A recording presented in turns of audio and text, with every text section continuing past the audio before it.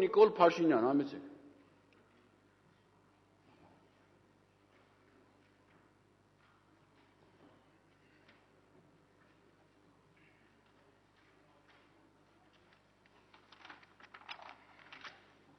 Շնորհակալություն,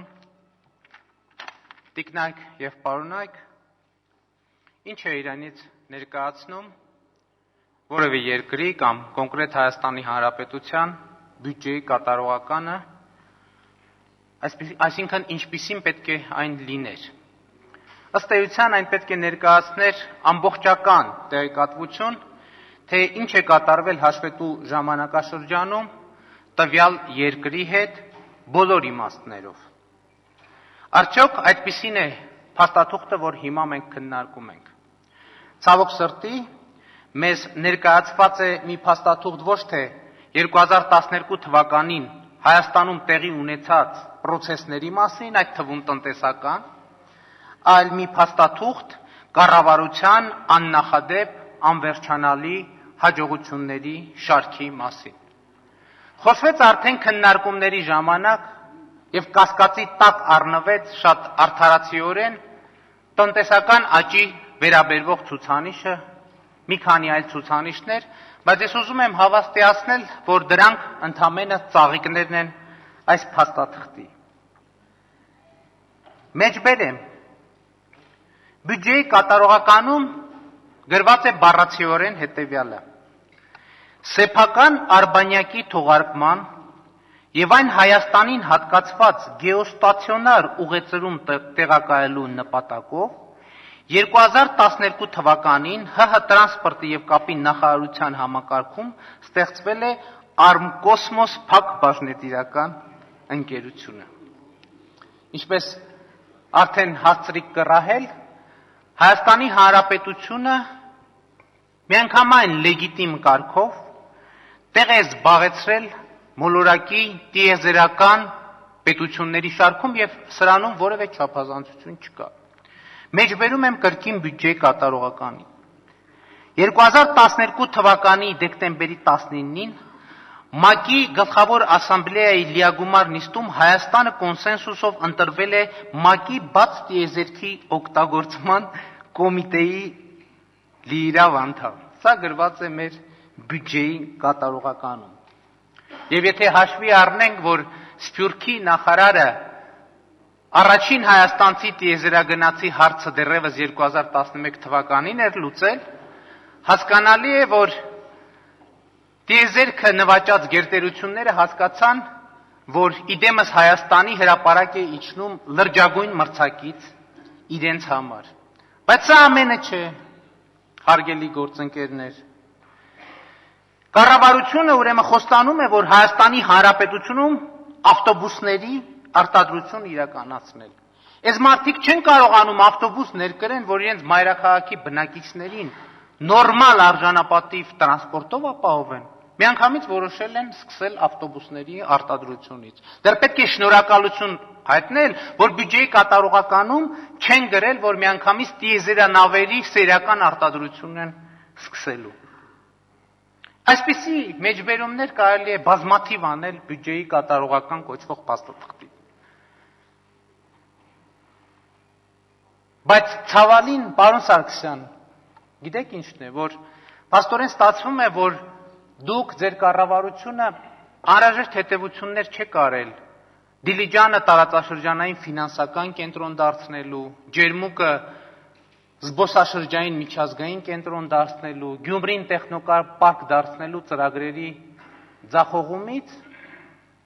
Իրան-Հայաստան երկաթուղու ծրագրի ձախողումից, Իրան-Հայաստան նավթամուղ, նոր ատոմակայան եւ շարունակում եք Հայաստանի Հանրապետության ժողովրդին, կներեք այս բառի համար չեմ կարող չօգտագործել, անձնական չընդունեք, նյու-վասյուկիական ծրագրեր ներկայացնել։ Իսկ սա արվում է Հայաստանի Հանրապետության իրական պատկերը թաքցնելու համար։ Որն է իրական պատկերը։ Ես էլի թվեր կասեմ, զուտ վիճակագրական տվյալներ,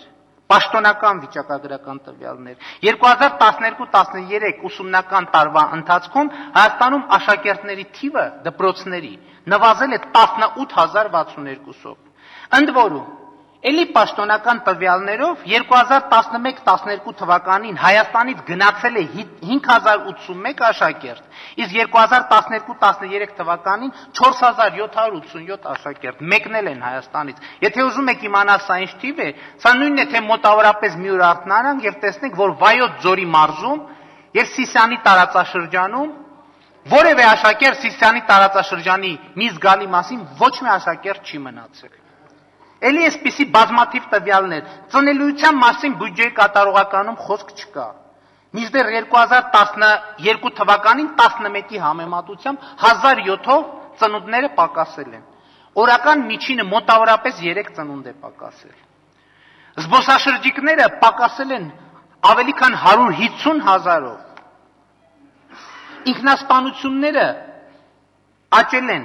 ինքնասպանություններ եւ ինքնասպանության փորձեր աճել են 93-ով։ Այս ամեն ինչի մասին բյուջեի կատարողականում չկա ոչինչ։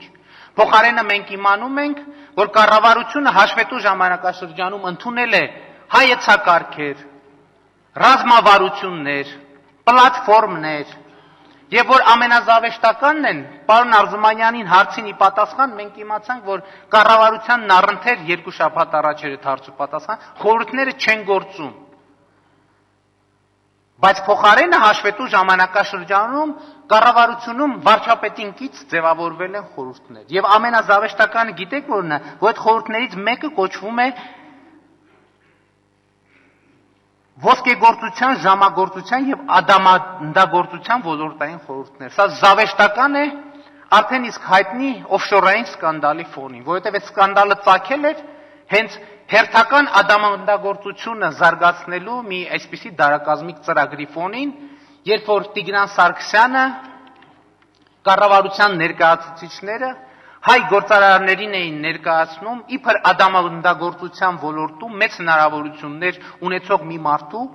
Աշոտ Սուքիասյան անունով։ Թե ինչով էր նա հայտնի, ոչ մեկ չգիտի։ Թերևս կառավարության անդամները տպավորվել էին այն փաստով, որ այս անձնավորությունը թանկարժեք Բենթլի էր նվիրել հայ առաքելական եկեղեցու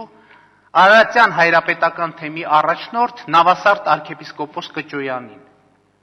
Եվ arczepiskopos-ն ընդորում այս պատմության առանցքային դեպքերից է, որը մեկը կարող է բացատրել ինչ գործ ունի հայ առաքելական եկեղեցու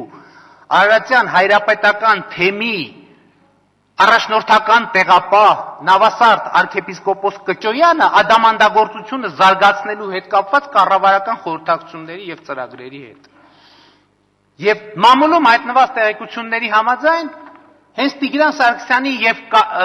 Սարգսյանի եւ Կճոյանի եւ Սուքիասյանի բացած